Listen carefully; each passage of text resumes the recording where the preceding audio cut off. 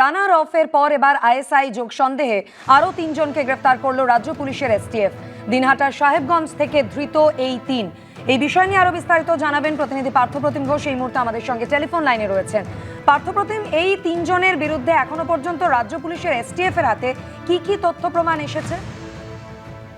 দেখো, রাজ্য পুলিশের এসটিএফ গত কয়েকদিন ধরে কিন্তু একাধিক ট্র্যাক করছিল এবং তার মধ্যে থেকে 3 জন যারা হচ্ছে দিনহাটার সাহেবগঞ্জের যাদের বাড়ি তাদেরকে পাকড়াও করা হচ্ছে সেখান থেকে, এবং যার মধ্যে হচ্ছে রশিদুল হক নামে সাহেবগঞ্জের বাসিন্দা, এছাড়া হচ্ছে নূর নাসিরউদ্দিন আলী তুফানগঞ্জের বাসিন্দা, এছাড়া হচ্ছে শফিকুল ইসলাম যে হচ্ছে দিনহাটার দিনাজপুর উত্তর দিনাজপুরের পাঞ্জিপাড়ার বাসিন্দা।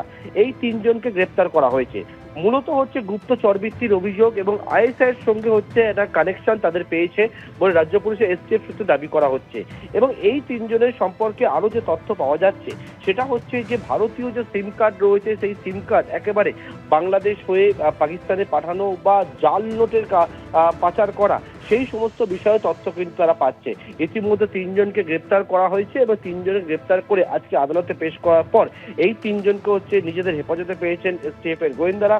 মূলত রানা রাও তুমি জানো যে কিছুদিন আগে গ্রেপ্তার হয়েছিল এবং তার সম্পর্কে একাধিক তথ্য পাওয়া গিয়েছিল এবং তার পরবর্তীকালে এই 3 জনের আইএসআই সঙ্গে যোগ থাকার অভিযোগে এই 3 জনকে কিন্তু বেঙ্গল এসটিএফ এর গোয়েন্দারা গ্রেপ্তার করেছে এবং 3 জনকে নিজেদের হেফাজতে নিয়েছে। এবং এই নেটওয়ার্ক কতদূর পর্যন্ত বিস্তৃত রয়েছে বা কারা কারা আরো যুক্ত রয়েছে সেই সমস্ত বিষয়ে কিন্তু ইতিমধ্যেই এসটিএফ এর গোয়েন্দারা এদেরকে কাস্টাডি দিয়ে জিজ্ঞাসাবাদ করে আরো তথ্য জানার চেষ্টা করবে।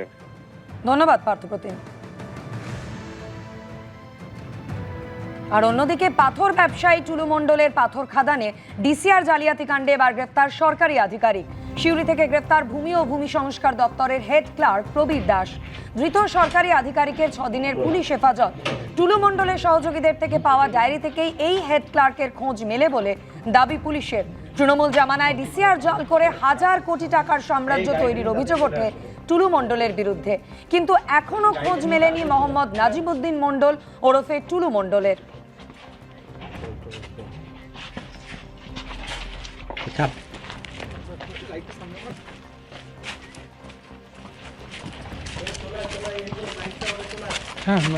এই কেসে যে তদন্ত করতে গিয়ে আমাদের একজন পাবলিক সার্ভেন্ট আজকে অ্যারেস্ট হয়ে এলো। তিনি বিএলআরও ডিপার্টমেন্টের হেড ক্লার্ক আছেন এবং তার থেকে যে ধরনের এভিডেন্স পেয়েছে তার বেসিসে আমরা 10 দিনের পিসি পেয়ার চেয়েছি। কোর্ট 6 দিনের পেয়ার অ্যালাউ করেছে। 21 তারিখে আবার ওনার প্রোডাকশনের ডেট আছে। টুলু মণ্ডল এবং ওর লোকেরা বিএলআরওকে বিভিন্ন সময় যে টাকা পয়সাগুলো দিত সেই টাকা পয়সাগুলো কারা পেতো আর কারা কোন গেটে কাজ করতো সেই ব্যাপারে তদন্ত করতে গিয়ে এনার নাম উঠে এসছে। এখনও পর্যন্ত ওনার কাছ থেকে 5টা মোবাইল ফোন এবং আরও কিছু ডকুমেন্ট উদ্ধার হয়ে এসছে। আমাদের ইনভেস্টিগেশনটা চলছে ভেরি আর্লি স্টেজ। ইনি বিএলআরও হেড ক্লার্ক ছিলেন এবং উনি ওইখানে বিভিন্ন সময় ওই গেটগুলোতে উনি পোস্টেড ছিলেন। বাকি আমাদের তদন্তেটা উঠে আসে। ডিসিআর জালিয়াতি কাণ্ডে সিউড়ি থেকে গ্রেফতার করা হয়েছে ভূমি ও ভূমি সংস্কার দপ্তরের হেড ক্লার্ক প্রবীর দাসকে। তার আইনজীবী কি জানিয়েছেন দেখাবো। বড় বড় মাথাদের তো ধরলেন না। একটা নিরীহ তাকে যদি ডিউটি এনরোল করে যে আপনি ওই ডিউটিটা করুন, তার ডিউটি করতে বাধ্য।